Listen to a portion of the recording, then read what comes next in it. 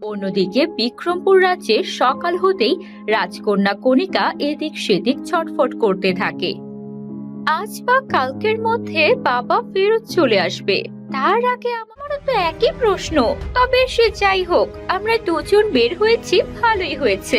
বাবা মায়ের অপমানের প্রতিশোধ নিতেই হবে। তুমি কি করতে চাইছো, আমাকে তোমার পরিকল্পনা বলো।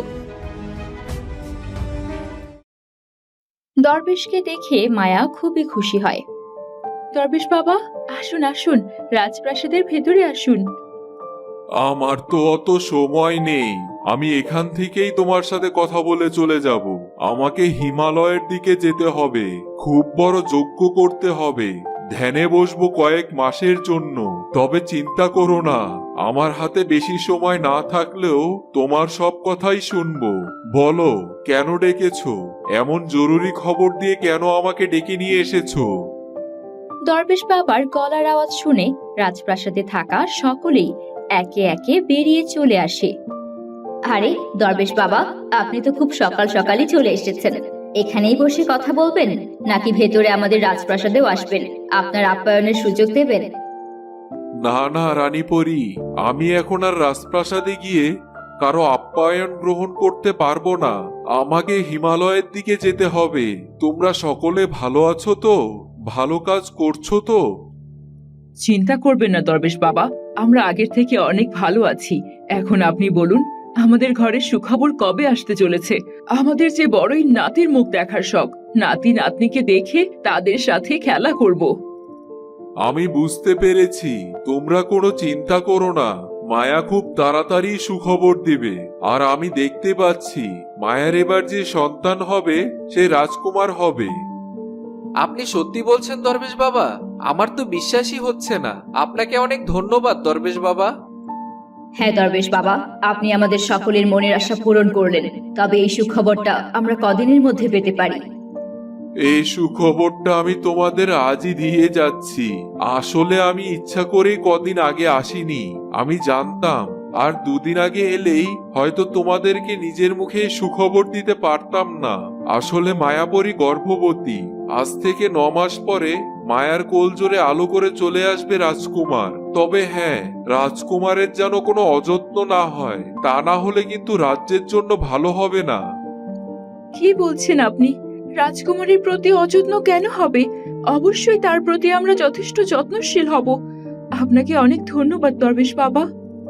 ঠিক আছে, আমি তাহলে এখন চললাম। এরপর দরবেশ হিমালয়ের দিকে চলে যায় ধ্যান করতে। অন্যদিকে মায়ার গর্ভবতী হওয়ার কথা শুনে রাজপ্রাসাদে যেন খুশির ঢল নেমে আসে। সকলেই খুব খুশি হয়। আমার তো বিশ্বাসই হইতাছে না, দরবেশ বাবা কি সুখবর দিয়া গেল। মায়া, তুই গর্ভবতী? তাইলে এখন থাইকা তোরে আরো বেশি সাবধানে থাকা লাগবো। আমারও তো তাই মনে হচ্ছে। মায়া, এখন থেকে তুমি আর কোনো জাদু শক্তির চর্চা করো না, তাহলে তোমার অনেক বেশি শক্তি ক্ষয় হবে। তুমি বরং এখন থেকে বিশ্রাম করবে। অবশ্যই, কোনো চিন্তা করো না, সবকিছুর দায়িত্ব আমিই নিব। এখন থেকে তোরে আর অমন চিন্তা করতে হইব না। সকলেই খুশি হয়। রানী সাহেবা বলতে শুরু করেন। শুনুন তাহলে, এখন আর আপনাদের কাউকেই রাজপ্রাসাদ ছেড়ে যেতে দিচ্ছি না। মায়ার মা, আপনি এখানেই থাকবেন। আরে তার বলতে, আমার মাইয়া আবারও গর্ভবতী হয়েছে, আমি তো এখানেই থাকবো। আমার মাইয়ার দেখাশোনা করতে হইব না? ঠিক আছে, তুমি থাইকা যাও, আমি মাঝে মধ্যে আয়াতম করে দেখা যামুনে। মায়া, আমি খুবই খুশি হয়েছি। এই নাও, এই গলার হারটা আমি খুশি হয়ে আমাদের রাজকুমারের জন্য উপহার দিলাম। রাজা বিক্রম তার পছন্দের একটা জাদুর হার মায়াকে উপহার দেয়।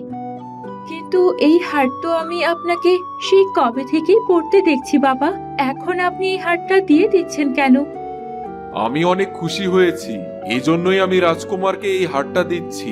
এটা একটা জাদুর হার, আর এই জাদুর হার সম্পর্কে রাজকুমার বড় হলে আপনা আপনি জেনে যাবে।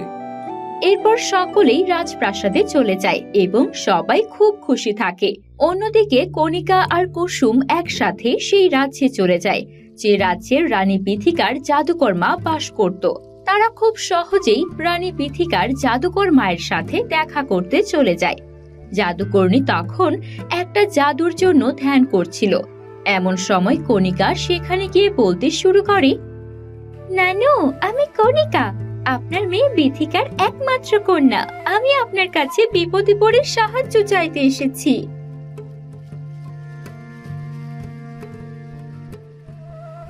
কণিকার কথা শুনে জাদুকর্ণী মহিলা চোখ খুলে তাকায়। কি বললি? তুই কার মেয়ে? তুই বিথিকার মেয়ে? আমার মেয়ে? আমার মেয়ে কেমন আছে? সেই কবে থেকে তার সাথে যোগাযোগ করার চেষ্টা করছি, কোনোভাবেই সম্ভব হচ্ছে না। রাজপ্রাসাদে যাব, সেই সময়টুকুও পাচ্ছি না। ভালো আছে তো আমার মেয়ে? না না না, একদম মা ভালো নেই, একদমই না, তাকে বন্দি করে রাখা হয়েছে। এরপর কণিকা তার জাদুকর্ণী নানুকে সবকিছু খুলে বলে। কি এত বড় সাহস রাজা বিক্রমের! আমার মেয়েকে বন্দি করে রেখেছে। আমি ছাড়বো না রাজা বিক্রমকে। তবে আপনি কি করে একা রাজা বিক্রমের সাথে লড়াই করতে পারবেন? বাবা তো খুব শক্তিশালী, তার সিপাহীও শক্তিশালী। এখন তো তার সাথে রানী পরেও আছে। তারা সকলে মিলে তো আমাদেরকে সহজেই আক্রমণ করে আবারও বন্দি করে ফেলতে পারবে। তাও ঠিক কথাই বলেছিস তুই। তবে কি বলতে চাইছিস? এখন আমি কি করব? নিজের মেয়েকে বন্দি অবস্থায় দেখে তাকে মুক্ত করব না? আর এই মেয়েকে, একে সাথে করে কেন নিয়ে এসেছিস? এ হলো কুসুম, আমাদের পাশের রাজ্যের মন্ত্রী মেয়ে। আমি যে ঘটনাগুলো বললাম সেখানে তো কুসুমও ছিল। হ্যাঁ হ্যাঁ, মনে পড়েছে। আয়, এদিকে আয়।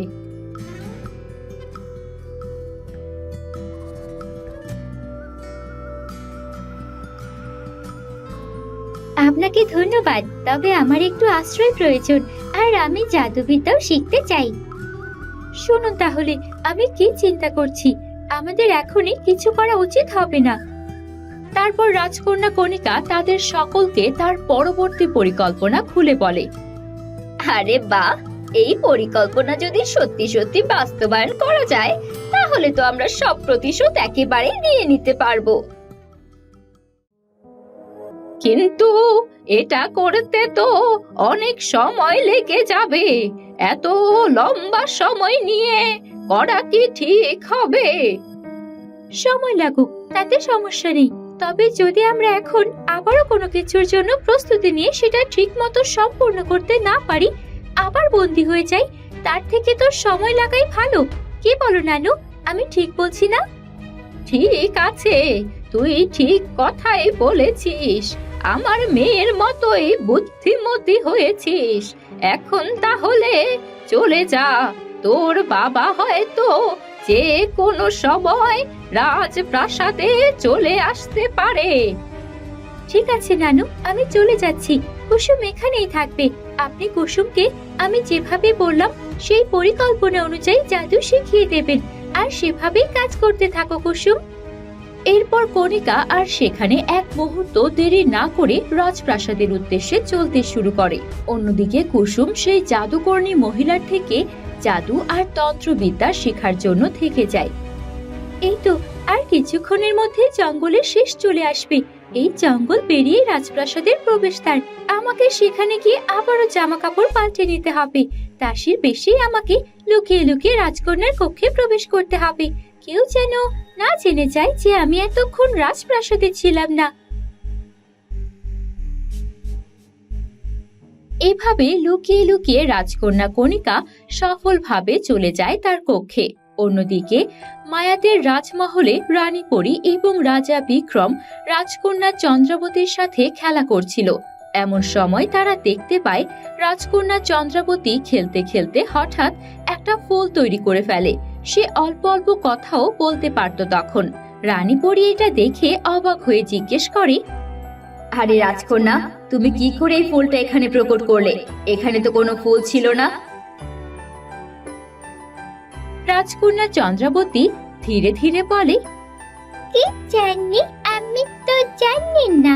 আমার এখানে একটা ফুল দিয়ে খেলার খুব এসেছিল, এই জন্য মনে মনে চিন্তা করলাম। আর এখানে এই গোলাপ ফুলটা কি করে যেন চলে এলো। আমি তো ভেবেছি নানু তুমি আমাকে এই ফুলটা দিয়েছো। চন্দ্রাবতীর এমন অলৌকিক জাদু ক্ষমতা এত ছোট বয়সে দেখে রানী পরী খুব খুশি হয়। রাজা বিক্রমও অবাক হয়ে জিজ্ঞেস করে, কি হলো রানীপরি? কি বললো চন্দ্রাবতী? ও কি জাদু শক্তি ব্যবহার করে এই ফুলটা প্রকট করে ফেলেছে? আমার মনে হয় আমার থেকেও এবং মায়াপরীর থেকেও অনেক বেশি শক্তিশালী হবে আমাদের চন্দ্রাবতী। দেখো না, নিজের ইচ্ছা শক্তি দিয়ে একটা ফুল প্রকট করে ফেলেছে এই বয়সে। খুবই ভালো হবে। আমাদের রাজকন্যা চন্দ্রাবতী তাহলে তার মায়ের যোগ্য উত্তরাধিকার হতে পারবে। তোমাদের পরিশক্তি সম্পর্কে ও মনে হয় সম্পূর্ণ জেনে গেছে। আমিও সেটাই চিন্তা করছিলাম, চন্দ্রাবতী কি সম্পূর্ণরূপে মানুষ হবে, নাকি আমার আর আমার মেয়ের পরিশক্তিও কিছু পাবে। এখন তো মনে হচ্ছে অনেকটাই পরিশক্তি পেয়েছে। এভাবেই তারা কথা বলছিল। আরো কয়েকদিন সুখে শান্তিতে রাজপ্রাসাদে কেটে যায়। কয়েকদিন পর রানী পরী ও রাজা বিক্রম মায়ের কাছে গিয়ে বলে, অনেকদিন তো আমরা এখানে থাকলাম, এখন আমাদের বিক্রমপুর রাজ্যে যাওয়ার সময় হয়ে গেছে। বিক্রমপুর রাজ্য পুরোটাই রাজা মশাই সিপাহীদের ভরসায় রেখে এসেছেন। আকাশ, কোনো দরকার হলে আমাকে ডেকো। আর রাজকুমারের যখন জন্ম হবে তখন তো আমরা অবশ্যই আসব। আমরা এখন যেতে চাই। ঠিক আছে, আমি আপনাদের নিজে বিক্রমপুর রাজ্যে রেখে আসার ব্যবস্থা করছি। আপনি একটু দাঁড়ান, আমি সিপাহীদের বলছি ঘোড়ার গাড়ির ব্যবস্থা করার জন্য। তো বন্ধুরা, এরপর কি হতে চলেছে? কুসুম আর সেই জাদুকর্ণী মিলে নতুন কি পরিকল্পনা করতে চলেছে মায়া এবং তার পরিবারের বিরুদ্ধে? আর চন্দ্রাবতী নতুন কি কি জাদু শক্তি নিয়ে বড় হচ্ছে? জানতে হলে দেখুন আমাদের মায়া কন্যার পরের পর্ব।